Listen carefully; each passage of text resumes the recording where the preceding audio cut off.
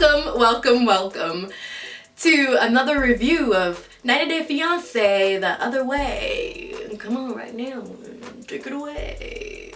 We are introduced to Laura, who's a 51-year-old retiree who lives in Florida. However, she's actually from Toronto, Canada, but she moved down to Florida for some reason to retire.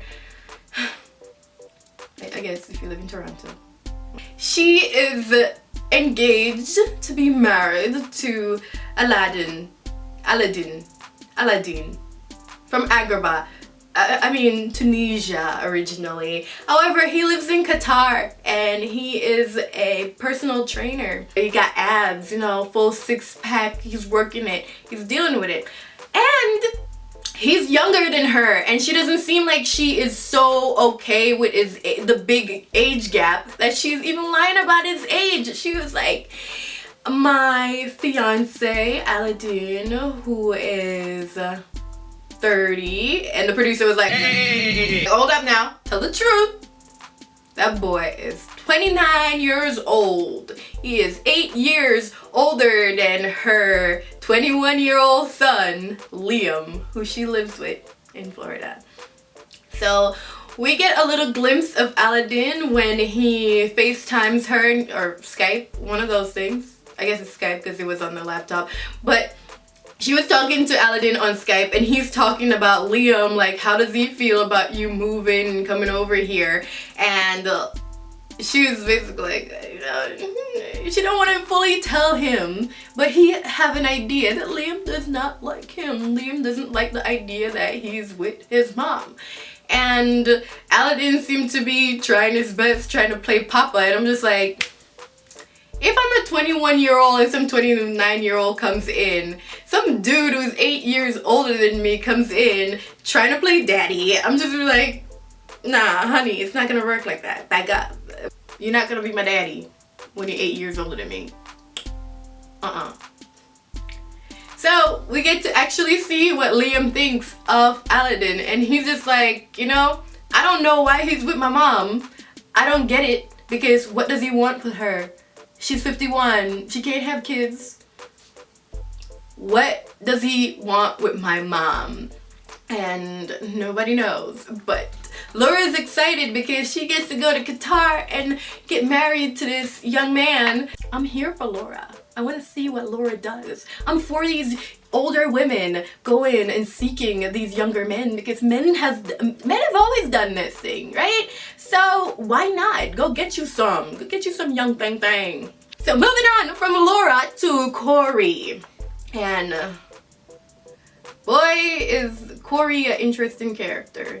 Like when I said last week that he reminded me of Paul and Colt and Larry all jumbled into one, I do not regret that at all. Like, he's showing me more and more that he's a little bit on the weirder side, But he expressed a little bit of like Paul's wimpiness in this episode. So before we get to that, let's talk about him actually telling his parents that he is going to live in Ecuador. So we see him on their compound, and he's working, doing whatever. He goes, or his dad was working. I don't even know what he was doing. He walked up to his dad and he's like, I want to have a conversation with both you and mom. So he sat them down and he told them, well, I'm moving to Ecuador and I'm gonna stay there for the rest of my life.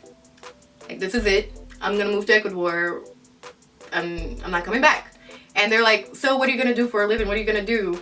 Corey's telling his parents that he already invested in a bar. He gave Evelin like $2,000 to invest in a bar, and so that's what he's gonna do. He's gonna live off of whatever earnings he get off of this bar that Evelin supposedly invested in her name. So they're like, so are you sure that's gonna work? And he's like, yeah, he's sure that's gonna work because Evelin is a citizen, so he had to use her name, but it's his money. And I'm just like, honey, you don't realize that your money is Evelin's money? You don't see what's going on? So he's explaining the 90-day process to the family, and even though they're not 100% for it, they're just like, okay, you're my son, and the mom is like, you're my baby, and I love you, so you know what? I'm gonna support you. More power to you. I wish you the best. They're very supportive of their son. They seem to be caring people. So the mom takes him to the doctor, because, you know, adulting is hard and sometimes you need your mom to make your appointments. So his mom goes to the doctor with him, and the doctor was being shady, and I'm just like, Corey, you just gonna take that? Like, no, let's go with the doctor. The doctor literally said to him that normally when he get patients who come in at his age, they're not there with their moms. And I'm just like, hey, he needs some emotional support. You never know, you can't be judging people like that, doctor. So he gets the shot that he was supposed to get because he's going to Ecuador and they want to make sure that he's completely vaccinated against anything that he could possibly pick up in this new environment that he will be living. I'm like, it's not his first time going to Ecuador, so did he not get a shot?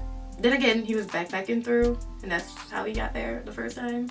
He didn't actually go there. He went to another country and then backpack his way through Ecuador. I don't know. But he was so afraid of the shot, so, you know, he needed his mom for emotional support. And the doctor also tell him that Ecuador has a very high rate of malaria and his chances of getting malaria increases if he's going to be living in the country. So there's going to be a pill that he's going to have to take every single day of his life. And after he got that shot, you can tell that he have a flair for the dramatic. Paul and Karine. Really, we didn't get a lot of Paul this week because of all the crap that he pulled last week with the embargo issue, and Paul is already being exhausting, but he's entertainingly exhausting. Like, it's fun to watch Paul. So Paul is telling Karine that he will not be able to go because of the embargo and that he doesn't want to leave without his 5 trunks. And she's like, Paul, you lie!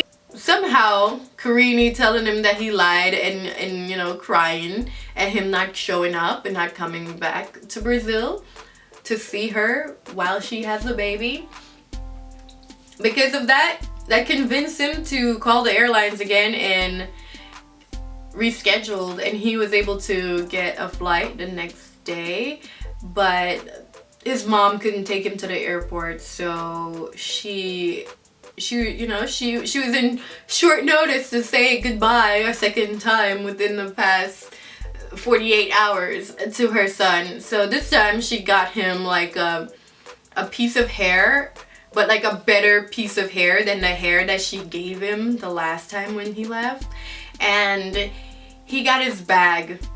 He got 2 big bags and he was on his way in the Hoover, I'm assuming, and he left to go to Brazil.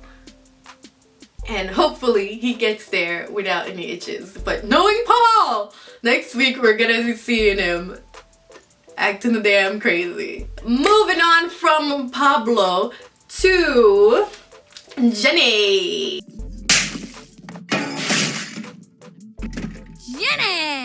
So we see Jenny and her family are getting a Christmas tree because Jenny is leaving before Christmas, and that's a tradition in their family. They always celebrate Christmas and they always have a fun time with the grandkids. And we see all the grandkids gather around after they got their Christmas tree, and they had a little Christmas celebration. And we met Jenny's other daughter, and she seemed to be more on board with the idea than the daughter we met previously. However, they're still a little bit skeptical. They're like, we don't know about you leaving forever, Mom.